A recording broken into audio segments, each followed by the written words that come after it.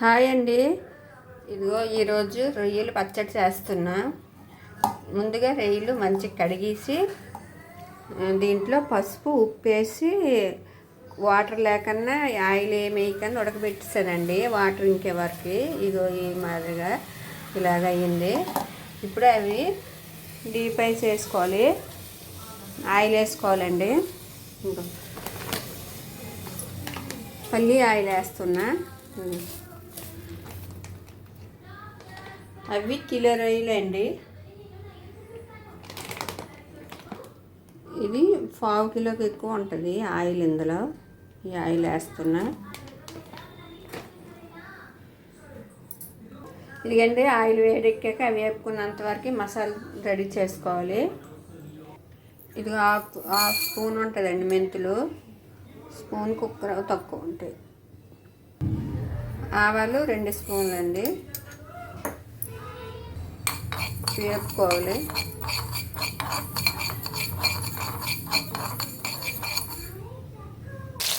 ఇదండి ఆయిల్ వేడెక్కింది. ఆయిల్ వేసి వేపాలండి. కలుపుకుండాలి, లేదంటే అడుగు పెట్టేస్తుంది.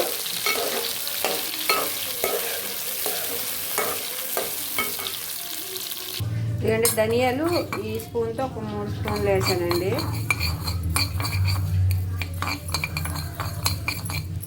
ఇవి వేసుకోనండి. జీలకర్ర అండి 1 స్పూన్ వేసాను. ఇదిగండి లవంగాలు, చెక్క, యాలకులు 1 స్టార్ది ఇవి కూడా వేసుకోవాలండి. ఇదిగండి ఇట్లా పొడి చేసుకోవాలి. ఇప్పుడు వేపినవన్నీ. ఇదిగండి దొడ్డుప్పు, ఇది కొంచెం వేపినాను సెమ్మలాగా ఉందని. ఎండ లేదు కాబట్టి, ఎండ ఉంటే ఎండలు వేయచ్చు. ఇప్పుడు ఎండ లేదు కాబట్టి నేను వేపినానండి. వేపేసి మిక్సీ పట్టుకోవాలి. ఇది మిక్సీ పట్టేసానండి. అల్లం వెల్లుల్లి పేస్ట్ కూడా ఫ్రెష్ వేయాలి, అందుకే ఇది కూడా మిక్సీ పట్టుకోవాలి. ఇదిగండి రొయ్యలు అయితే ఇలా ఎర్రగా ఆగాలండి. చూడండి ఇట్లా ఎర్రగా వేగినవి. ఇప్పుడు రొయ్యలు మొత్తం తీసేయాలండి. వేగిన రొయ్యలన్నీ రొయ్యలు తీస్తానండి. ఇప్పుడు దీంట్లో ఈ ఆయిల్లో అల్లం వెల్లుల్లి పేస్ట్ వేసుకోవాలి. ఇదిగండి అల్లం వెల్లుల్లి పేస్ట్ 2 స్పూన్లు వేసాను. ఇది ఆగాలి ఆయిల్లో.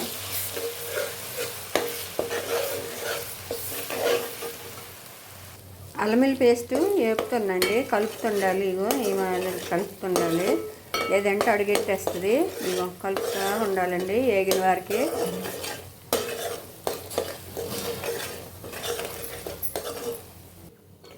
ఇదిగండి అల్లం వెల్లుల్లి పేస్ట్ కూడా వేగిపోయిందండి. ఇప్పుడు స్టవ్ ఆఫ్ చేసేయాలి. ఈ వేడి మీద కారం వేసుకోవాలి. మనకు సరిపడ కారం వేయాలి.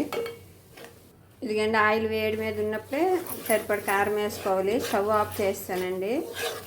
వేడి మీద ఉంది. ఇప్పుడే ఆయిల్ వేసుకోవాలి, కారం వేసుకోవాలండి. ఇదిగో కారం వేస్తాను. ముందుగా రెడీ చేసాం కదండి మసాలా పొడి, ఇది కూడా వేసేయాలి. మిక్సీ పట్టుకున్నాం కదండి దొడ్డుప్పు, ఉప్పు కూడా వేసేయాలి. మొత్తం కలిసేలా కలపాలండి.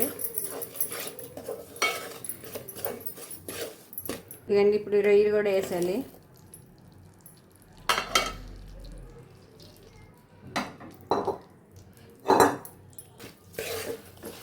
ఇదండి ఇప్పుడు చల్లగా అయిన తర్వాత ఒక 4 నిమ్మకాయల పులుపు వేయాలండి. మీరు ఎంత పులుపు తింటారో దాన్ని పట్టించి. నేనైతే ఇప్పుడు కిలో కదండి 4 కానీ 5 నిమ్మకాయలు వేస్తానండి. ఇదిగండి పెద్ద సైజు ఉన్నవి నేనైతే 4 నిమ్మకాయలు వేస్తున్నా. ఇప్పుడు ఇది చల్లగా అయిపోద్ది కదండి, అప్పుడు వేయాలి. ఇప్పుడు ముందే వేయకూడదు. ఇదిగండి ఇప్పుడు ఈ లిమ్మ చెక్కలని దీంట్లో పిండాలండి. ఇప్పుడు 4 నిమ్మకాయలు ఇవి. ఇప్పుడు ఈ పిండేసేయాలి.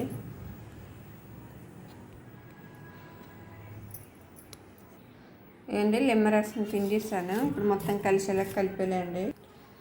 ఇదిగండి ఒక గాజు బౌల్లో ఒక రోజు మొత్తం ఇలా పక్కన పెట్టేసేయాలి. అప్పుడు గాజు చేసాలైనా ప్లాస్టిక్ చేసాలైనా స్టోర్ చేసుకోవాలి. ఇప్పుడే చేసాం కాబట్టి ఒక రోజు మొత్తం ఇలా గాజు ఇలాంటి బౌల్లో పక్కన పెడితే ఇట్లా ఆయిల్ అంతా పైకి తేలుతుంది. ఒక రోజు మొత్తం ఇలానే పక్కన పెట్టాలండి. అంతేనండి, పచ్చడి ఈజీగా చేసుకోవచ్చు ఇంట్లో. అదే మనము బయట కొంటే దాంట్లో అసలు మనం చికెన్ పచ్చడి కొన్నా జ్యూసే ఉంటుంది, చికెన్ ముక్కలు ఉండవు. రొయ్యల పచ్చడి కొన్నా దాంట్లో జ్యూసే ఉంటుందండి, రొయ్యలు ఉండవు. అదే మనం ఇంట్లో చేస్తే మన ఇష్టం వచ్చినట్టు చేసుకోవచ్చు. టేస్ట్ కూడా చాలా బాగా వస్తుందండి. మీకు కానీ వీడియో నచ్చినట్టయితే లైక్ చేయండి, షేర్ చేయండి, ప్లీజ్ సబ్స్క్రైబ్ చేసుకోండి. థ్యాంక్ యూ అండి.